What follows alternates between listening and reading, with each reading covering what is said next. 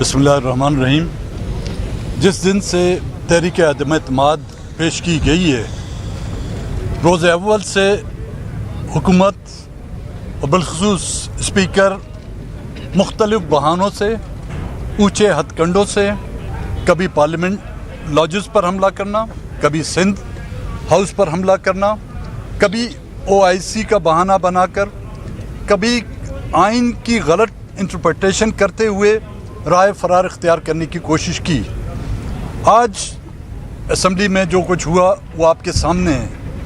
میں سمجھتا ہوں اگر حکومت کے پاس اکثریت ہوتی تو آج اس اونچے ہتھ کنڈوں پر وہ عمل نہ کرتے اور وہ اپنی اکثریت ثابت کرتے، چونکہ وہ اپنی اکثریت کھو چکے ہیں.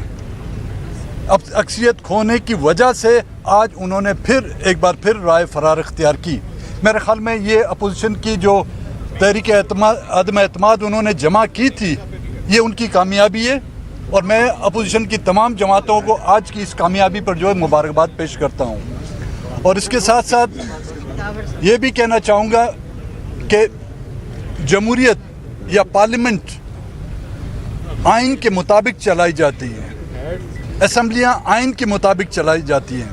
ہماری روایتیں ہیں، لیکن روایتوں سے اونچی جو ہے آئین کی پاسداری ہوتی ہے.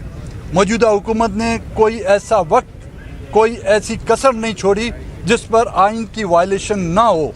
تو پھر یہ سوال اٹھتا ہے کہ آئین کی وائلیشن صرف عوام پر ہوتی ہے؟ کیا آئین کی وائلیشن کسی ایک علاقوں پر ہوتی ہے، یا آئین کی وائلیشن آرٹیکل 6 جو ہے وہ سب پر لاگو ہونا چاہیے؟ آپ تمام دوستوں کا بہت بہت میں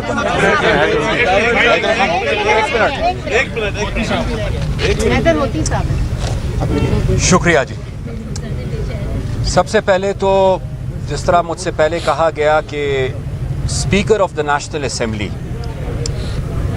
جن کو آج میں speaker of the national assembly نہیں کہہ سکتا ان کی کردار کی وجہ سے، بلکہ میرے خیال سے شاید ان کو PTI کا چیف وپ کہنا زیادہ مناسب ہوگا.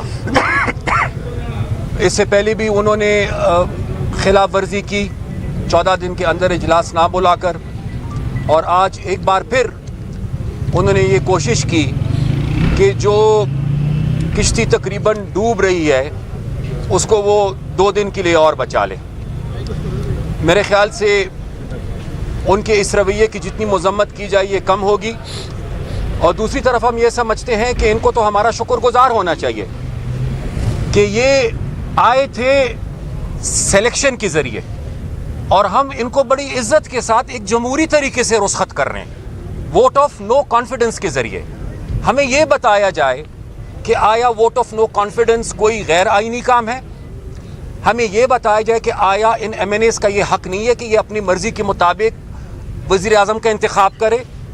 ہمیں یہ بھی بتایا جائے کہ جو لوگ کل تک ان کے ساتھ تھے اور جب یہ ان کے ساتھ مل رہے تھے تو تب یہ خوشی خوشی سے یہ کہتے تھے کہ آج ہم نے ایک اور وکٹ لے لی، آج لوگوں کا ضمیر جاگ گیا.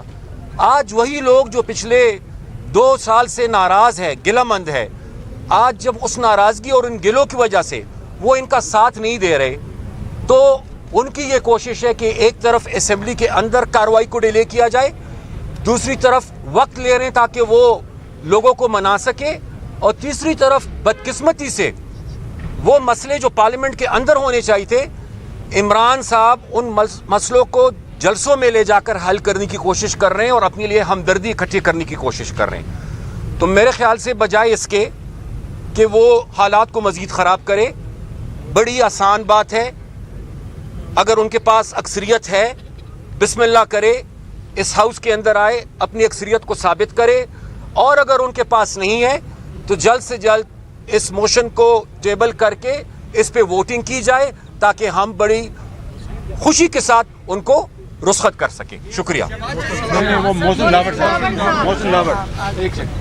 اس کے بعد